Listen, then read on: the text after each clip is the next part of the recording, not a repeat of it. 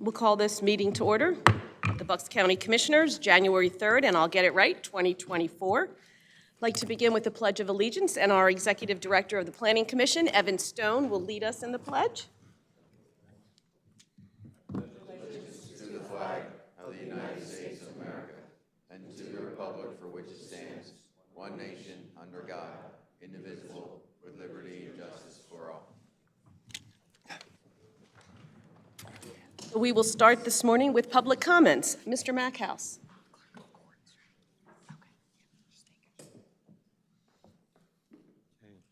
Thank you, Ed Mackhouse, scientist, engineer, former teachers. Happy New Year, everyone. I hope we all have a good New Year. I noticed we started this New Year without honoring anyone, but I guess it's a good start. Well, things will improve. Got questions on agenda items. Approved contract to provide early intervention therapy service for children up to age 3. Wonder what kind of therapy they need up to age 3. There's approved contract for mental health review officer to act as hearing officer for petitions. What is a hearing officer for the Mental Health and Retardation Act? $57,000. If you have mental health or retardation, you get $57,000, or what does they do with that money? And there's contracts to provide early intervention intellectual disability services, $1 million. What kind of early intervention is this? Does he advise people not to get married if they're not ready for it, or not to get too much sex? How early is intervention, disability services? Half the people that get married get a divorce. We have a lot of problems with. I think it's a question of the balance between the parents, the families, schools, and churches, society. What kind of, do they have any statistics about who's involved? Disability services, are they mostly more religious or less religious? What are they mostly the problems because of single parents? What are the major problems are there? Is it changing in the schools, where they had more religion in the schools before, and parents learn to think about sacrifices for the greater good? Maybe the change in schools where they teach you to do what's best for yourself, whereas in religion it's supposedly based on looking for the higher good or greater good. So I think there's been deterioration, and I think it's a constant balance between individual, society, and group, and maybe there's some statistics that can be given in here about why is there interventions and how many people are these different groups helping in the services. So thanks for what you're doing. That's good. Let's keep up the good work and hope the new year will be better. Thank you. Thank you very much. Just to respond to some of the things that were said, I want to encourage, maybe afterwards I could give you my email and you could ask some of these questions to me by email so that you'll be a little more informed before you ask the questions at the microphone.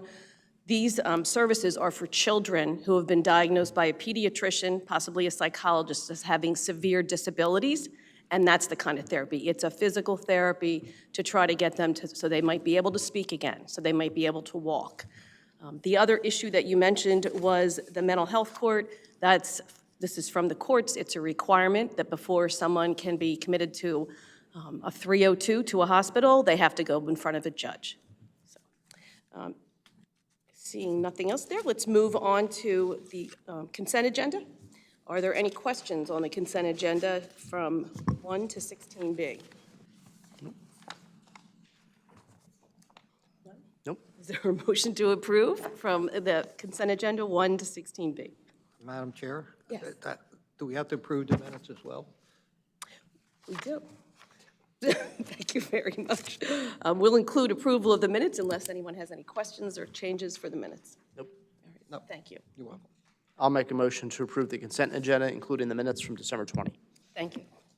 I'll second that. All in favor? Aye. Aye, opposed. And we'll move to the regular agenda, and we will ask Evan Stone from the Planning Commission to come up and talk to us a little bit about the Bucks 2040 Vision Plan.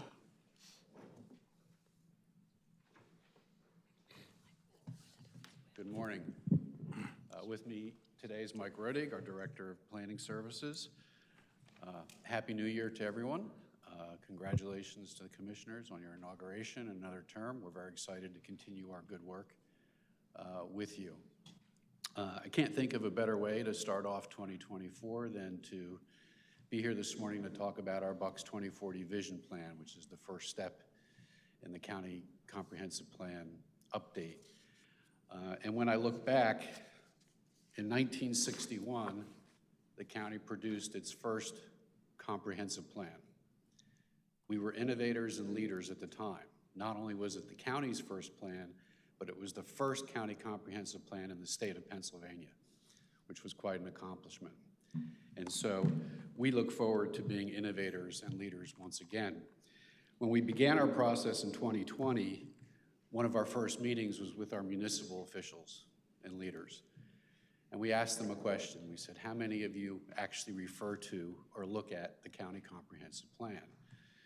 And sadly, but not surprisingly, probably 99.9% of them said, we never look at it, don't even open it. And Mike and I put our heads together and we knew we had to do something different for this time around. We wanted to be innovators and leaders again. So we decided to adopt the implementable plan model. The implementable plan model was developed by Denny Pucco from DCED and a landscape architect by the name of Jim Pashik. And it really kind of changed the way comprehensive plans are viewed and the way that they are done. And there's less emphasis on a document now and more emphasis on the process and getting to understand what's important to our residents and the policies that we need to put in place to help resolve the issues that they're facing on a day-to-day basis. And with that, I'm going to turn it over to Mike to walk you through the vision plan.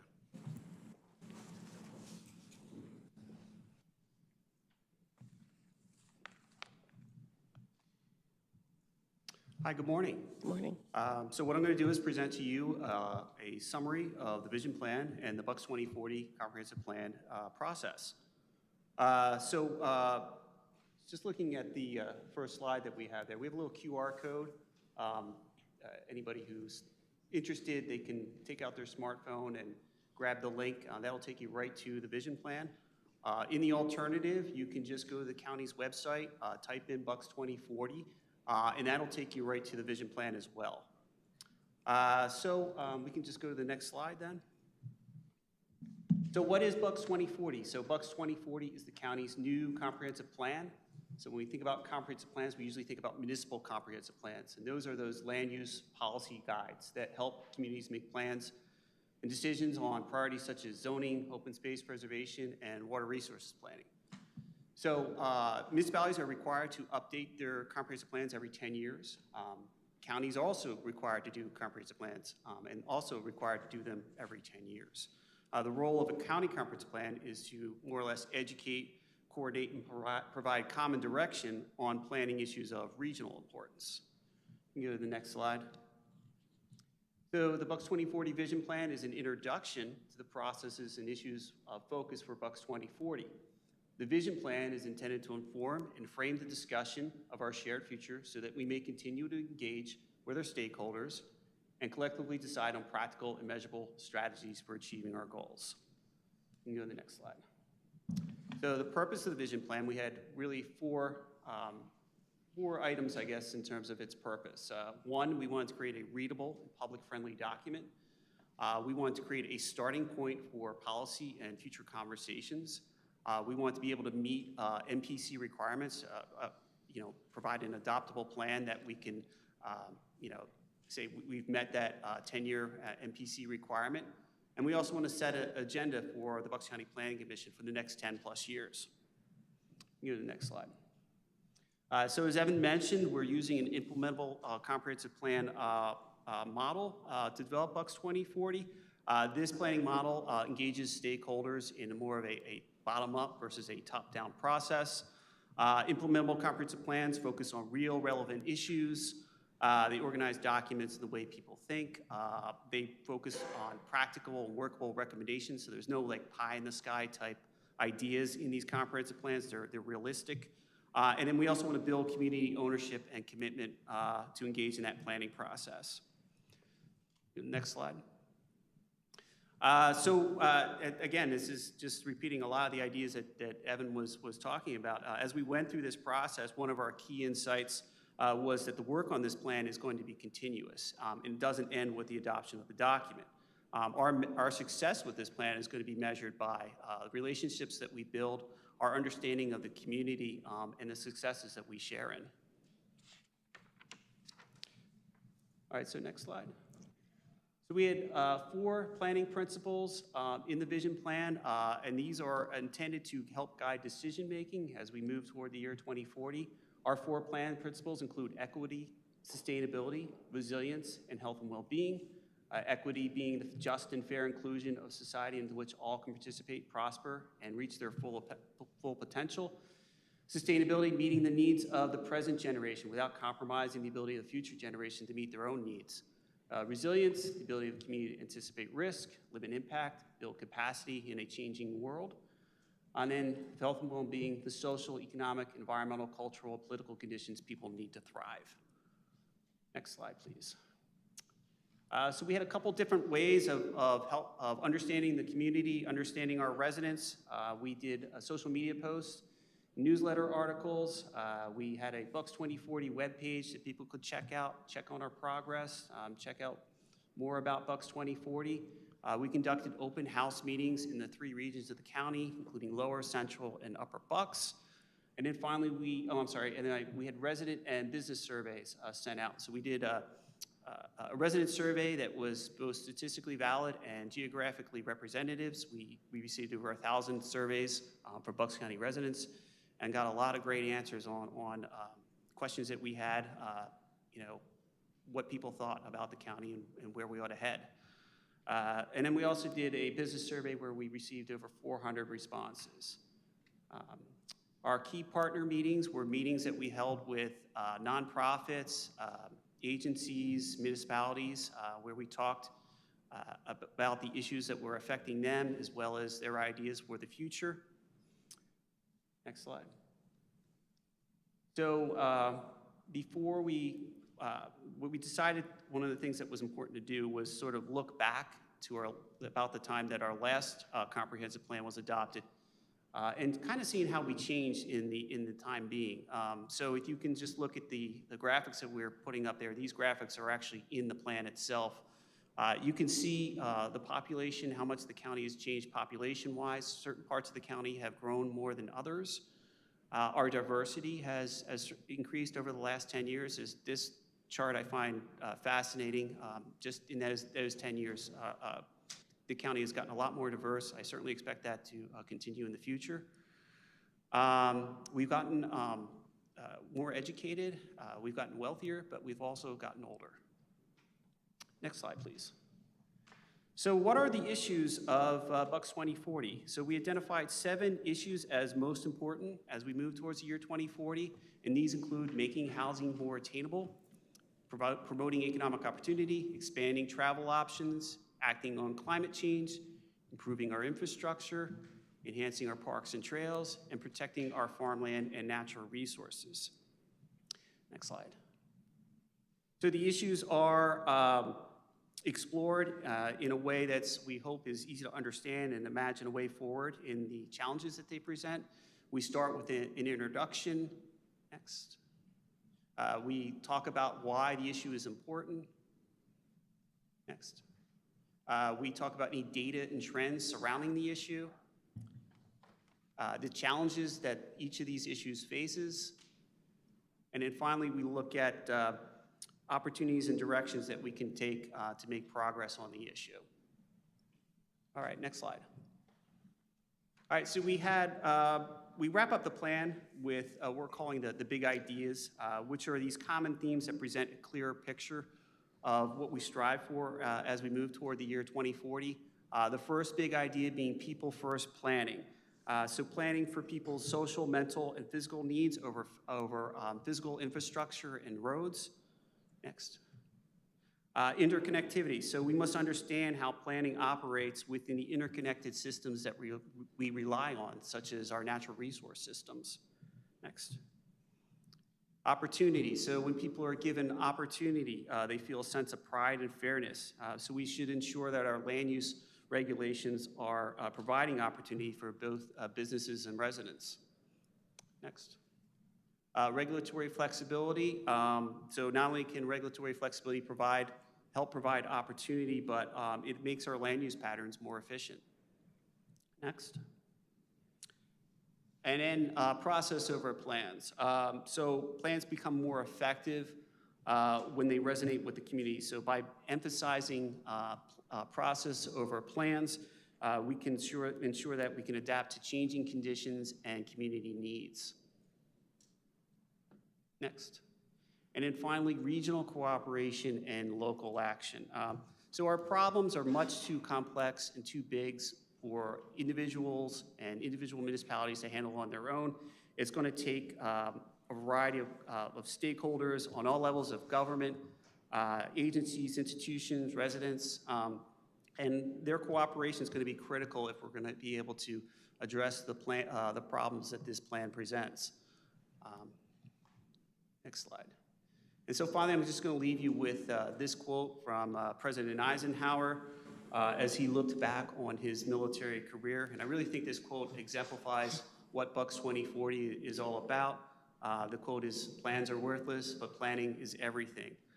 So Eisenhower explained that our power to look into the future is limited, but we must continue to collaborate and understand our world if we're to help solve its problems. So Bucks 2040 is intended to be more than the plans that it creates. It's intended to be a process of listening, finding common ground, and then building our future together. Thank you. Thank you. Thank you very much. That was very nice. Do we have questions or comments from the board? No, I know this was, as you said, started really with the census in 2020 and moving on from there and all the data you gathered, the survey that was done, which I think was the first statistically valid survey ever done to do this kind of planning. It is, the statistics you gather, obviously only as good as the validity of the study that's done to take them, but also whatever you're using them for. Otherwise they're just numbers on a page that no one ever looks at again, or on a spreadsheet at this point. But no, I do appreciate all the work that went into it. And, we obviously all had drafts of it sent to us that we could look at. And I think you've hit on a lot of the issues that we've been touching on, and we've been trying to ring the bell as much as we can about the housing crisis in this county. It's a nationwide problem, but it's a crisis in this county. And it's affecting our ability to attract young people to work here, live here. It's affecting people's ability. We just heard earlier today and during the salary board about the lack of volunteers and for fire companies and first responders. And if people are too busy working because they can't afford to live here, or they don't live here because they can't afford to live here, then you're not having as many people volunteering. And so that problem, certainly the climate change issue we've been focusing on for the past 4 years especially. I really appreciate the work, and I know that we're looking to do some things to get this moving and really start addressing these, not just, I appreciate that part of it especially, because I was part of a township where we had a comprehensive document that was done around the time I was first elected, and then I didn't have anything to do with it being organized, but I was around when it first got passed, and it sat on a shelf and, didn't really look at it again. Made a nice map. It was a nice map, it was colorful, but I appreciate that. Thank you. Thank you. I just wanted to add, I'm sure we'll be leaning on you for this a lot because it's a priority for us with the environmental catastrophe at hand, that you'll be able to help guide us as we make some changes through that. You also said our population is older, and I feel like I need to take some responsibility for that, not because of my age, but as a Middletown supervisor, I believe we had one of the first over 55 communities, and then it became like a pandemic of over 55 communities, and now we don't have any homes for younger people who want to work in this county. So I am looking forward to attainable housing. I'm going to be a big cheerleader for the accessory dwelling units, and I really appreciate your coming here and explaining it to us in the public today. So thank you. Well, thank you. Thank you. Yep. Thank you.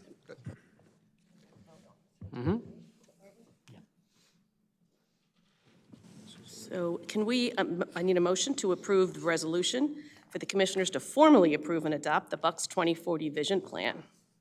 So moved. Second. All in favor? Aye. Thank you. Okay, we have personnel actions for today. Any comments or questions? Ms. McKevitt, do you have any? No, we're good to go. Okay. All in, is there a motion to support the? So moved. Is there a second? Second. All in favor? Aye. We have a number of board appointments today. I think I'm going to go through these one board at a time because there's so many. The first one is a reappointment to the Bucks County Airport Authority. This is John Mininger. Is there a motion to approve? So moved. Second. All in favor? Aye. Aye.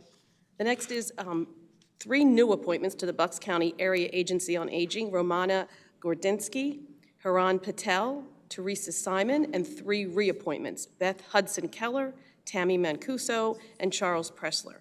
Is there a motion for those appointments and reappointments? So moved. Second. All in favor? Aye. The Bucks County Board of Assessment, there are 3 reappointments, Victor Corsino, Christina Gerhart, and Robin Trinnell. Is there a motion to approve those? So moved. Second. All in favor? Aye. The Bucks County Board of Health, Dennis Bauer for a reappointment. Is there a motion? So moved. Is there a second? Second. All in favor? Aye. The Bucks County Emergency Health Advisory Council for a 3-year term. This is a new appointment for Charles Baker. Is there a motion? Barker. Second. Barker, there we go. So moved. And a second. All in favor? Aye. The Bucks County Local Emergency Planning Commission, these are 2-year terms. These are all reappointments. Diane Ellis Marseglia, Walter Hansel, David M. Harris, Robert A. K. Sr., Audrey Kenny, Shelley Kearney, Rory LaRosa, and Joseph Sabrowski. Is there a motion to make those appointments? So moved. Second. All in favor? Aye. The Bucks County New Americans Advisory Commission, these are 4-year terms, and they are, again, are all reappointments. So it's Rocio Hingney, Dr. Umar Farouk, Stephanie A.G., I guess that's supposed to be one, Fernandez, Lois Heist, Rezen Carew, Madison Leach, Caitlin Marseglia, and Eugene Potak. Is there a motion to? So moved. Second. All in favor? Aye. Bucks County Opportunity Council. There is a new appointment to complete the term of Constance Firmus for Toby Bruin, and a reappointment for Jacob Iam-Petro. Is there a motion? So moved. Second. All in favor? Aye. Aye. Bucks County Planning Commission, there are 2 reappointments, Rich Donovan and Tom Tosti. Is there a motion? So moved. Second. All in favor? Aye. No on Tom Tosti. Next is Bucks County Water and Sewer Authority for a 5-year term. This is a new appointment, Michael Farrell. Is there a motion? So moved. Is there a second? Second. All in favor? Aye. To the Pennsylvania Convention Center Authority, Commissioner Robert Harvey is for a reappointment. Is there a motion? So moved. I'll second. All in favor?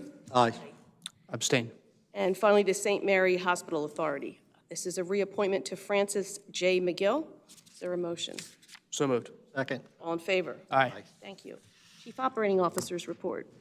Thank you, Commissioner. I just want to congratulate all of you for yesterday's inauguration and swearing-in ceremony. It was terrific to be there. It was lovely. Your cousin singing was spectacular. I also wanted to congratulate Amy Fitzpatrick, our solicitor, for being reappointed.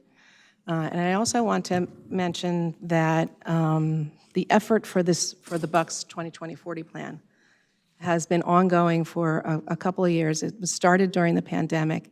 We endured through some challenging times. The staff did a fabulous job pulling all of this data together. It was not easy.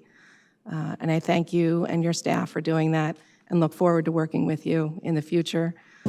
We have some pretty terrific plans to implement, and we're going to get started very quickly. So thank you very much. And that concludes my report. Thank you. Is there a solicitor's report? Thank you, Commissioner. I But I echo the sentiment. Congratulations to our commissioners and also to the newly elected row officers. I just have one item to report. The board held its standing executive session yesterday, January 2nd, with staff and legal counsel present to discuss personnel matters, pending litigation, and to receive confidential legal advice. That completes my report. Thank you. And we'll move to commissioner comments. Commissioner DiGirolamo?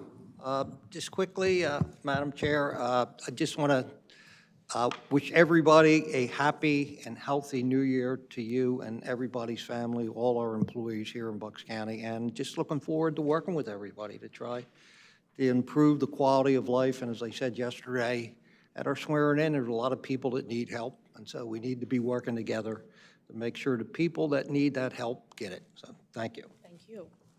Commissioner Harvey? Thank you. Yeah, I want to echo the comments of Happy New Year to everyone. We do also have, before our next meeting, I believe Martin Luther King Day will be happening. So recognizing the life of Dr. Martin Luther King and his, more than his life, basically, but his message, his purpose as he saw it, and hoping that that's a way we can do good for each other, do good for our county. I want to thank Commissioner Marseglia for taking on the role of chair. It was an enjoyable 2 years in some ways, but as chair. But I appreciate Commissioner Marseglia stepping up and taking on that responsibility. And just as I'm looking out, I'm seeing Kelly Gale, who's acting director of our Board of Elections, and just so people know, obviously we know 2024 is an election year at the presidential level, also for Congress and Senate. But we do have, and state representatives, but we do have special elections as well. It's going to be a very, very busy spring here in Bucks County. We do have a special election in a couple weeks. North Penn School District, which has a couple of precincts that bleed into Bucks County, is having a special election, so that's going to impact some of the work that's done. There is a special election in Lower Bucks County for the 140th general seat in the House of Representatives, General Assembly, to fill the spot vacated by Representative Galloway, who is now a district justice. And so that's February, I think, 13th. And then the primary is in April. And we certainly can expect quite a lot of activity here in Bucks County, as being the largest swing county and one of the largest swing states in the country. We generated a lot of interest in 2020. I'm anticipating that happening again this year. So for those people who are, thinking about registering to vote, for younger people, if you have kids or grandkids or nieces, nephews who are turning 18 sometime very soon, make sure they get registered. They can register if they're not 18 yet, and they can vote as long as they're 18 by the time the next election hits. And so to keep that in mind, and if you need to apply for mail-in ballot, those forms will be going out sometime very shortly. And just make sure that we're all doing our part and voting when it's our time to have our voices heard. So thank you. Thank you. Thank you for allowing me to serve as chair. I'm a little rusty, but we'll get this down pretty quick. Just wanted to support Commissioner Harvey on Martin Luther King Day. That is considered a community day of service, so I would encourage everyone to take a look at churches, synagogues, house of worship, and nonprofits. Everybody's doing something like that day, and it's a great time to get involved in the community for the day. And I just wanted to also thank the staff for getting ready for this meeting today. It was a simple meeting in some ways, but it isn't easy to do over holidays and New Year's and inaugurations, and also thank you very much. And is there a motion for adjournment? So moved. Second. All in favor? Aye. Aye.